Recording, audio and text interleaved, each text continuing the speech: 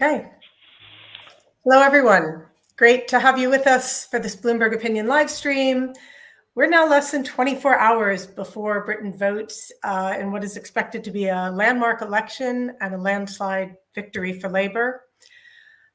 Did Rishi Sunak think it could have gone better? Could it have been different? What surprises might vote day throw up? I'm pleased to be joined once again by two Bloomberg Opinion colleagues, columnists Adrian Wooldridge and Marcus Ashworth. So we're going to talk about the campaign, how it's gone, some predictions for tomorrow, and what happens the day after. We are meeting again on Friday to chew over the results, so please come back and join us then. Adrian, let me start with you this week. The polls say the public's mind was made up a long time ago. I think you've been traveling around the country a bit. How would you describe the mood in the country right now on the eve of polling? Yeah, I just drove from Runnymede, where Magna Carta was signed, to Central Wales, New Radnor, and then back to London.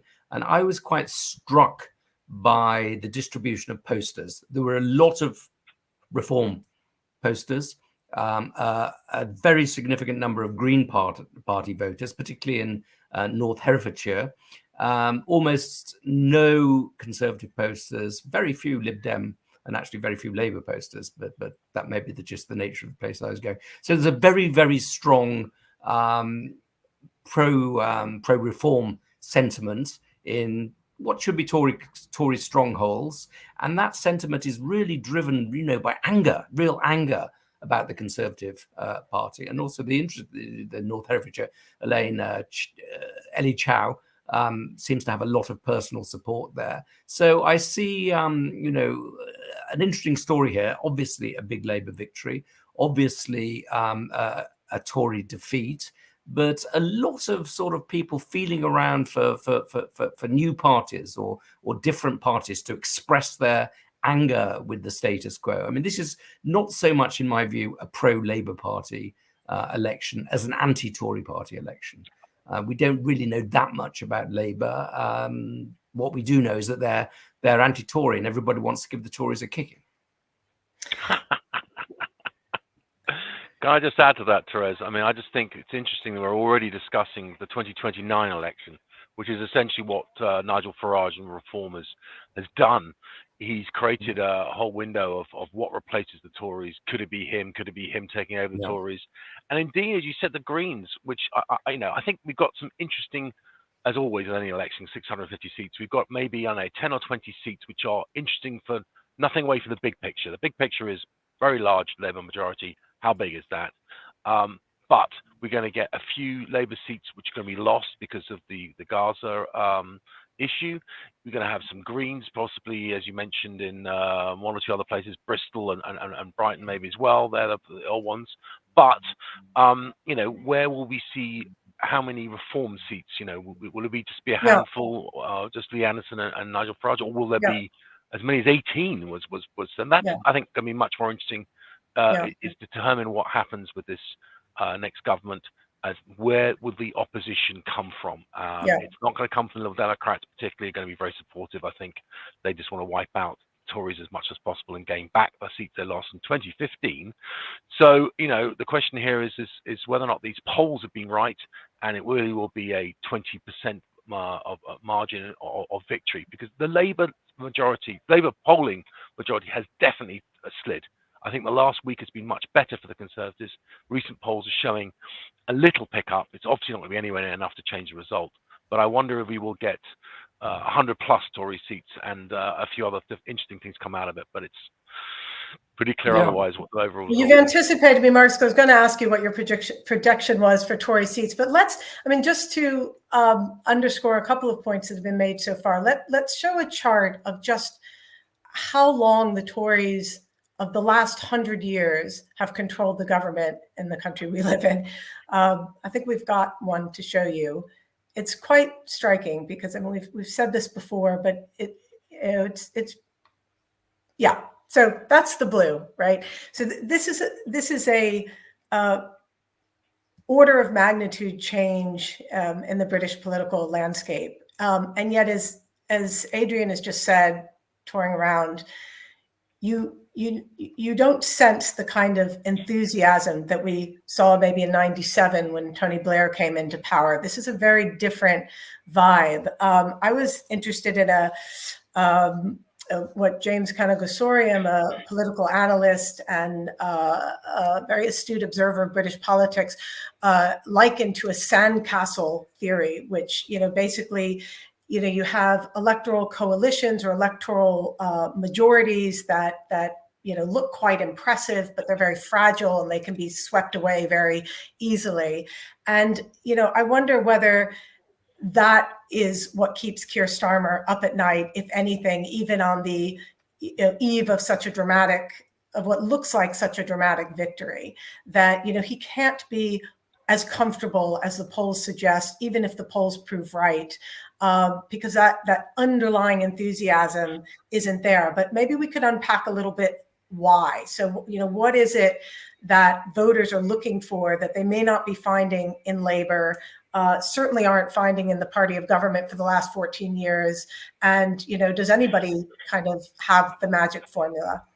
Yeah, if you look at the history of the Labour Party, when they won with a big majority in 1945, they were building the New Jerusalem, creating the welfare state, doing all sorts of exciting things. In the mid-1960s, they badged themselves as the party of the future, the white heat of the technological revolution, meritocracy and all those wonderful things. 97, they were New Labour, very, badged as New Labour, and we're going to do all sorts of exciting things, merging the public and the private sector and creating a more dynamic economy.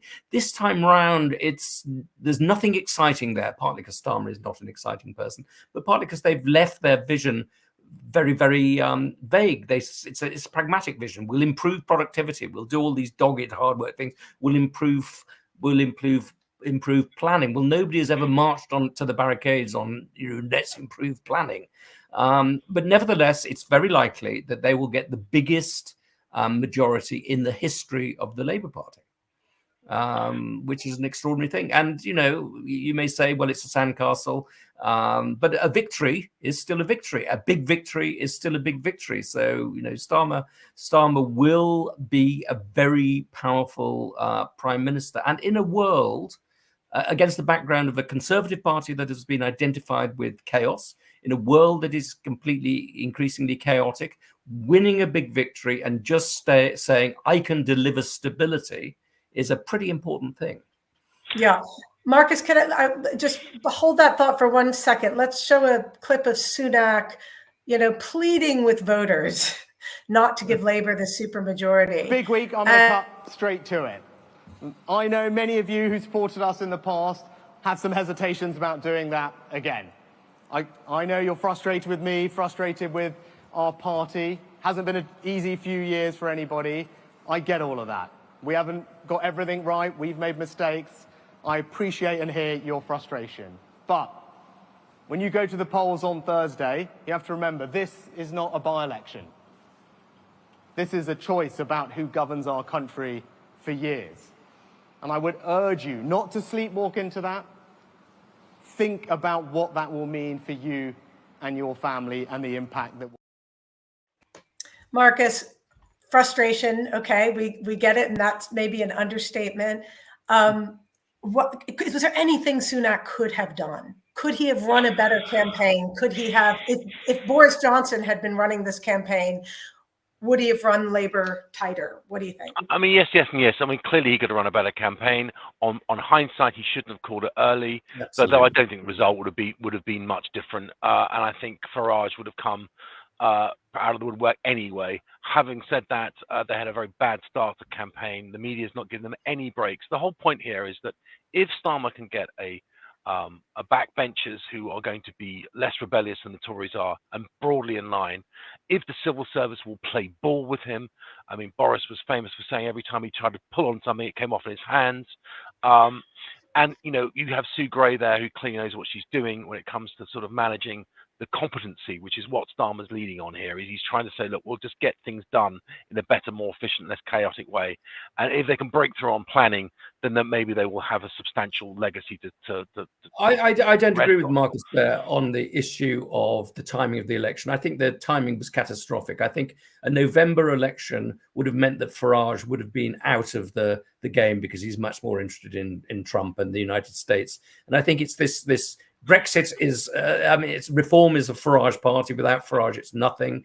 And Brexit reform is cutting very deeply into the Conservative vote, both not just because it might take a few constituencies, but also because right across the country it's attacking their majority. In this country, it's normally been the case that the left has been divided, not the right. Now in this election, it's really the right that is. I just see that was going to happen majority. I think it was going to win. It was going to happen anyway. And the question of whether maybe it wouldn't have been quite as bad, but we literally kind of actually, I don't know. The point is that from a standing start, we're absolutely nowhere. Farage has done this quickly, so I think. Yeah, but he wouldn't have been there if that speaks to this. That speaks to this question of timing. I disagree. He would have been. Yeah, it was a terrible timing. It was incompetence in the extreme, I think. Yeah, and arguably Emmanuel Macron has made the same mistake of timing. Absolutely. One cabinet minister said, unquoted or quoted anonymously, of course, that the element of surprise is what you're supposed to do to your enemy, not yourself. And Yes. It just seems that in this case, Sunak seems to have surprised his own side, and that element of surprise worked in Nigel Farage's favor. Do we think that Sunak resigns immediately Friday morning, or does he stay on as leader of the opposition for a little while, just in time to see Rachel Reeves deliver her first budget statement, raise taxes, and be able to come out and say, I told you so? Personally, I think he will stay on, but I don't have a strong view on this. I don't think anyone was. I think he will stay on and do and try and leave his legacy as I tried my best, I did my best, I did exactly what I said I would do. Inflation from 11 down to 2, growth coming back, yaka. He's done some small things on small boats, maybe you could argue. So in that context, I think his legacy is quite strong. Obviously, if he loses his own seat, then that's sort of moot. But I mean, I think, as far as having a little bit of a comeback against Rachel Reeves, I think that could be quite tempting for him to be able to say, look, you're claiming this, this, and this. That's rubbish, and I think could be quite an effective opposition leader. Clearly, it depends who wins what seats and retains on the Conservative side for how long he lasts. But there's no point in them shopping and changing and getting a caretaker leader, which is the one thing, until a much bigger, wider election later in the year, because that's just going to create even more problems. He's also very driven by duty. And he will also have the example of David Cameron, who quits, famously the next morning after the Brexit vote and got a lot of flack, for that decision. So I would agree with Marcus there that he's likely to stay around for a respectable amount of time. But the interesting question, of course, will be what happens to the Conservative Party on the right of the spectrum. And it's likely to be much reduced in numbers, although I do agree with Marcus that it may well be closer to 100. I think there's a little bit of nervousness about the supermajority. And the Tories are a bit more confident of not, being in the 100, but being, closer to 100 than to 50 than they were after the last week of campaigning. But the question will be, what is to blame for this catastrophe? And there are two completely opposed answers. One is that we weren't pure enough. That's the right answer. And the other was that we were dragged too far to the right by a bunch of extremists, and we need to re-embrace But the answer to both, Adrian, is that a divided party always loses, and that's what the Conservatives normally fairly united, and Labour are always the ones who bicker amongst themselves and clause for the unions, whatever. Whereas Starmer has got complete, almost like this, omerta with everything. Whether that lasts in government, what his first cabinet will be, when the first time they get, as Mike Tyson says, everyone has a plan until they get punched in the face. The first crisis that that Starmer has to react to will be quite interesting, I suspect, how he Yeah. reacts, how his cabinet reacts, and that I think is going to be something which is we quite don't know that much about this Labour Party. We don't know ideologically what it stands for. He's been deliberately vague about a number of very important things, but we do know that it's Keir Starmer's party, that he has an extraordinary degree of control over this party, that he has a lot of people around him who owe their positions entirely to him, that he has a very tight team of people, but also that the new Labour MPs who are coming in very large numbers are Starmerites. You know, he's exercised very tight control over who gets the nominations.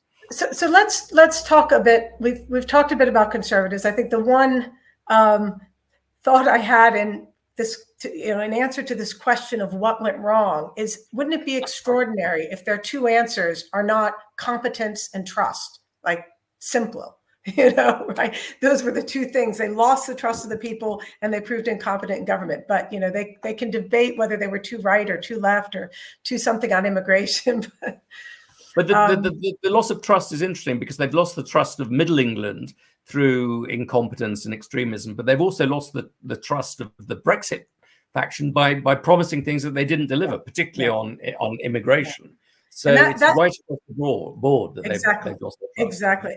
And I think that brings us, and that brings us so neatly to Starmer, because will he also lose trust by promising things he can't deliver, or by promising, not to raise taxes that he then has to raise? Let's have a look at a clip of Keir Starmer, and then let's... And look, the sun is just about shining.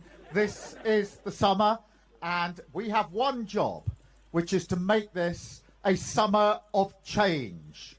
A summer of change.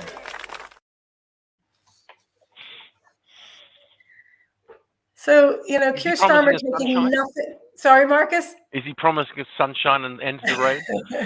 If so, sign me up, okay? Because we're sitting here as it's drizzling rain, and we called it January. I don't know what the correlative word for July is, but we've got one of those. So yeah, sign me up. But what is the Labour Party? Ideologically, are they? He's remade it in his image, at least the front bench. Is it a free market, progressive, slightly woke? How do we describe today's Labour Party? Corporate socialism. So, I mean, I think, the Tony Blair Institute is going to be very interesting here, because how much of the Blair-Brown legacy is going to be continued? You could argue that Biden was continuity Barack Obama. Are we going to get continuity Blair-Brown with this sort of Blair Switch project coming in, and the Tony Blair Institute will be essentially their sort of think tank? We've already got the Institute for Government, Resolution Foundation. We've got a whole raft of different allegedly independent think tanks, so very much pro-Labour, it seems to me, on most of the thing. A lot of the media have been very pro-Labour and very tolerant towards Starmer. If that continues and the civil service actually get behind what the reform that they want to put through, led by Sue Gray, then maybe he'll have an easier break on it. But as far as actual clear ideology, I think it's about pragmatism so far. Clearly the planning reforms, a bunch of other things are going to be very interesting. But let's see. I think July 17th we're going to see the first King's Speech, so we'll know exactly what bills are going to come in, which ones are going to pick up. Actually, fun enough, the ones that Sunak sort of hadn't got through, and how much of the furious sort of scrabbling that Hunt and Sunak have done in the last 18 months to try and steal all the various different rabbits out of Labour's hat, how they go ahead with that. For instance, council tax rises on second homes, a raft of other different things on non-doms, what have you, which I'm sure Labour will just happily pick up and run with. But we'll really see who Starmer is, I think, July 17th, when we get that King's Speech. We know exactly what the legislative agenda is, and therefore we can clearly see his priorities. I think he's a very unideological figure. So he's very different from Blair. Blair had a very clear vision of what he wanted to do, very neoliberal, essentially. Starmer isn't like that, partly because he's slightly to the left of Blair, but partly because he is by his nature a pragmatist, as Marcus was saying. And so I think that he will take policies from a lot of different intellectual traditions on the basis of what he considers to be what works. And he'll also mix together a lot of pragmatic policies. So house building will be one thing that he tries to do. Planning reform will be another thing that he tries to do. So it will all be driven by the desire to improve productivity with a big mix of different things driven organized around this end. And I think there's an interesting comment made by his biographer, Tom Baldwin, who says that he's a sort of ratchet politician in the sense that he likes to pick on individual things and build up from there. Instead of having a big vision which he moves towards, he has a very precise policy which then moves outwards into bigger and bigger and bigger policies. So it builds up from small gains rather than building down from big visions. That's exactly how he got rid of the Corbynites. He did it sort of incrementally and slowly, not by declaring war on the Corbynites. And I think that will drive a lot of what he does. But the back to the Mike Tyson analogy. Sorry, quickly, back to Mike Tyson analogy. What would be very interesting is when something events, dear boy, events, where he gets some form of crisis comes, and how he handles that, how the media handle it, and also you're going to have Farage in Parliament. You're going to have a bunch of other interesting, lively characters, and how they disrupt his agenda, how they get round and get auction of publicity. And if he can't just be, snoring, boring, stuck in the middle, doing very sensible perhaps on the outside, but potentially contentious if someone can come up with a strong view against it, that's going to rattle him. And I think then we'll see much more of who he really is. And let's not forget, he will have an enormous backbench, and a chunk of that backbench he will be able to give jobs to. That's the patronage power of the prime minister, that he can give government jobs. But quite a number of them will not have, they will not be on the government payroll. And you can sort of imagine a world in which there is a pretty noisy and quite powerful left wing of the Labour Party that becomes.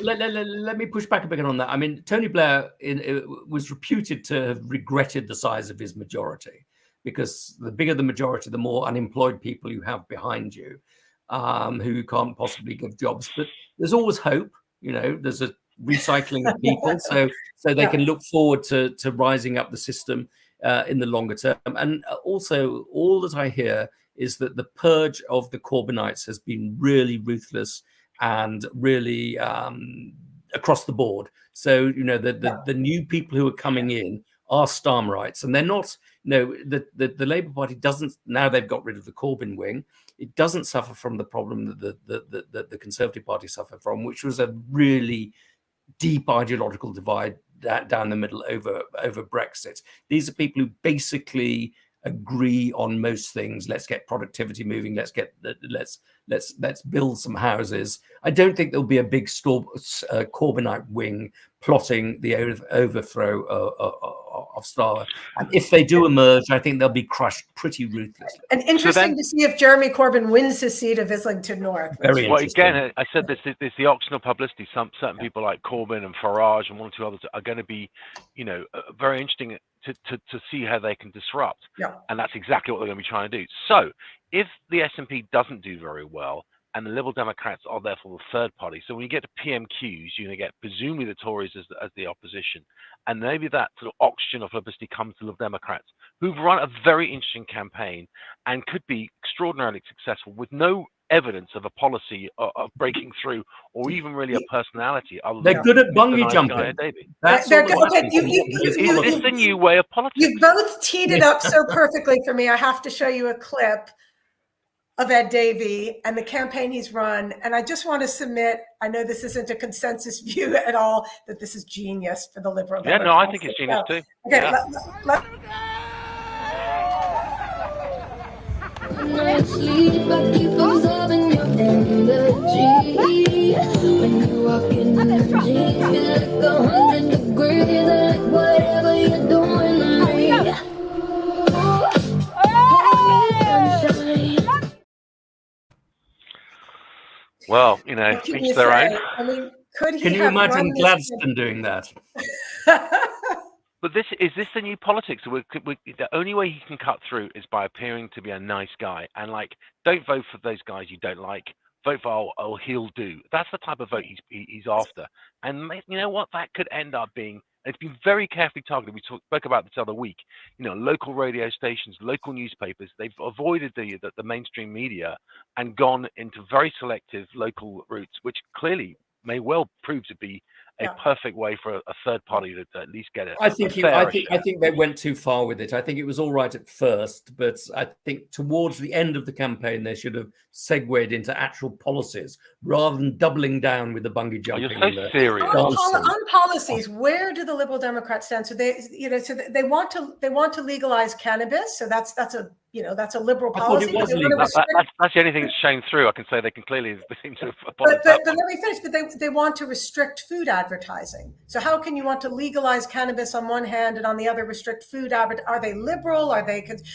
Maybe Ed Davey doesn't need to be nailed down to a particular position in the spectrum. I think that they're a combination of NIMBYism on the one hand, which might give them some strength, and on the other hand.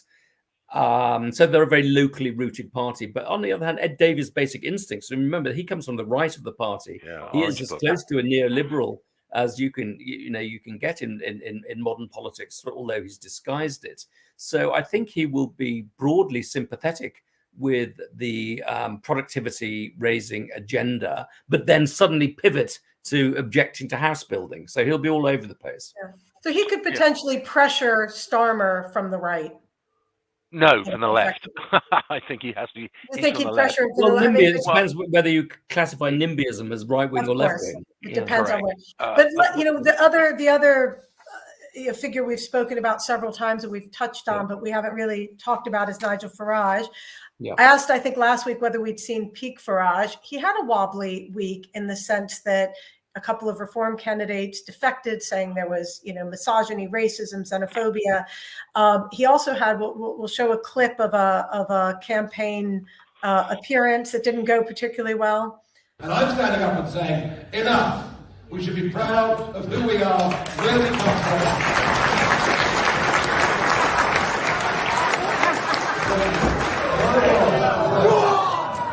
Get it down! So they couldn't even remove the poster at all. And Farage didn't react in the sort of chummy, clubby way that you would expect of him. He kind of got quite angry and said, fire him. But as Marcus pointed out earlier, once in Parliament, and I'd be interested in your views on whether you think he'll get more seats than the polls had suggested. Once in Parliament, what a bully pulpit he has, right? And the media are going to absolutely revel in it because it's, with a potentially boring centralist government, doing thrilling things on planning reform, they've got to bright articles and they'll reach for the lowest common denominator, which is pretty much always Nigel Farage in this context. So, but also with Nigel Farage is very good on media appearances. Apart from that example where he didn't obviously deal with that poster very well, but he may also be able to claim, look, I've got one, let's say one seat. They might get a couple of others, but it'll be a very small number.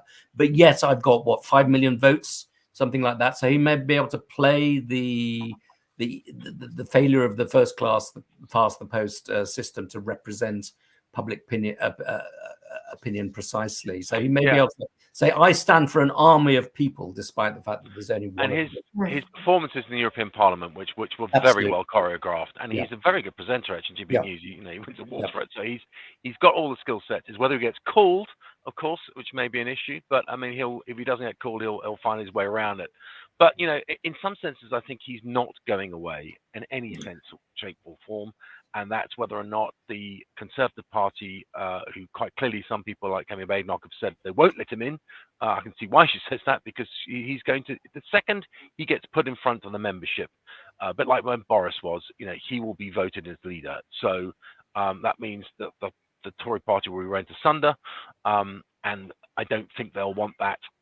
But if the alternative is that reform keeps on building, so I do not think this is the end of where reform. No, there's a second way in which he's not going away, in that what we're seeing in Britain here is a sort of counter-cyclical election in which we're moving towards the moderate centre, as it were, centre left, at a time when the United States and Europe is seeing an intensification of the populist shift. So we've got Le Pen, obviously, doing extremely well in France. The likelihood of a Trump presidency in the United States, given Biden's obvious senescence, is going up.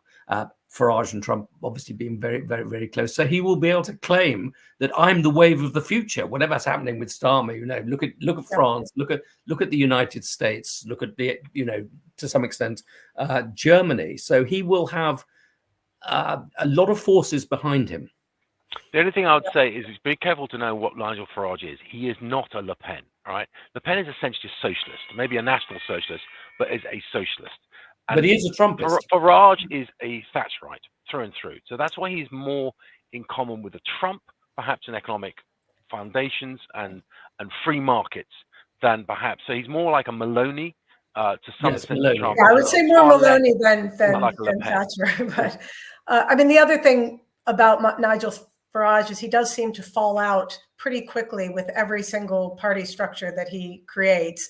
And it's not at all clear that Reform would hold together as a sort of cohesive party once, they have a number of MPs. It's not really a party, though, Therese. It's a fan club.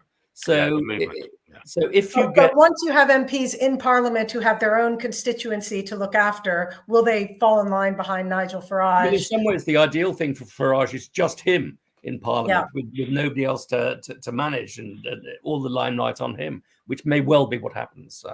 Yeah, he fell out quite hardly with Douglas Carswell, who was an intellectual sort of right-wing Tory MP who was the sole person, fun enough, in Clacton, hence why Farage is indeed going back there.